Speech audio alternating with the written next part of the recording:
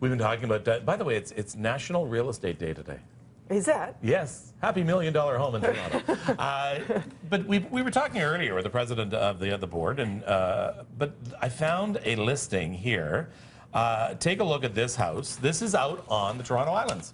Man, I'm so obsessed with all the homes there. Right now, of course, they've been going through some problems with the flooding, but what a view it must be. Spectacular in the morning. So here's the house. And the sunset. All right, now it's a bit of a fixer-upper, okay? Cute. It is a fixer-upper. However, take a look at the view. It's amazing. Look at that. Beautiful and trees. Living on the island is something that's spectacular. It's fantastic. It is man, in a second. City skyline. Considering the market value here in Toronto, what would this house go for, considering the average price of a house downtown Toronto is $1 million? And considering they must not go up often because there's only a few, I mean, a couple hundred, whatever it is, homes there, right? Yeah. So what would you? I'm going to say at least $1 million, maybe like 1.35. I would go $2.5 million. You're talking a waterfront property. You're talking the view. You're talking a way of life. Limited availability.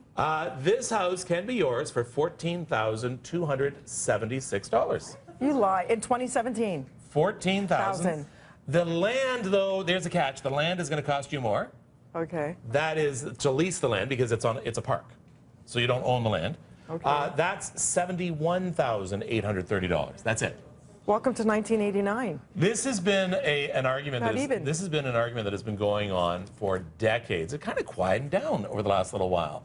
There was such a huge fight about the fact that there is a very closed roll of people who are allowed to even bid on houses on the island or live on the island. Currently, 620 residents on the Toronto Islands. Which isn't much. So inventory is low, obviously. Now, houses valued, look at this. When you consider houses in Toronto go for anywhere from $1 to $2 million, yeah. Houses valued here $75,000 to $450,000. Unreal.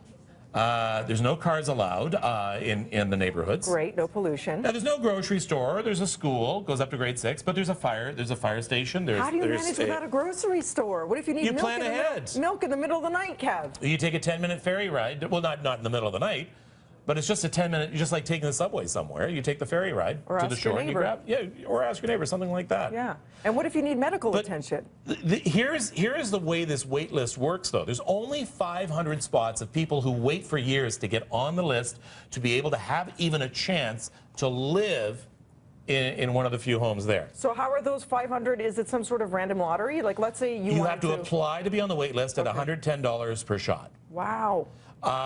If you do not make it on the list, you get your 100 back. If you make it on the list, the annual fee to stay on the list is $35. Takes about 30 to 35 years to climb 400 spots where you are then in a position to have a chance to buy this $14,000 house. And then it's literally the land, because you don't even have a choice as to the house or the placement of the house. It's finally one it has come up, and then take it or leave it. If not, the other people on the list get that choice. There is no life like it. My question is, honestly, you would not believe the fight there was between the city folk and the island folk many, many years ago.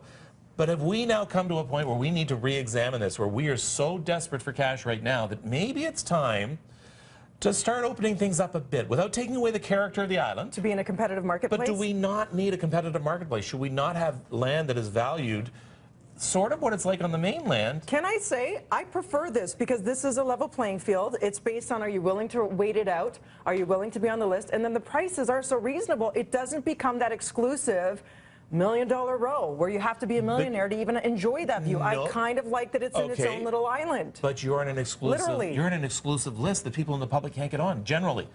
You're in an exclusive list. Could you imagine if only 150 people could bid for a house on, say, on Clinton Avenue? You know what? It's something that needs to be talked about again. Yeah. Let's reopen that.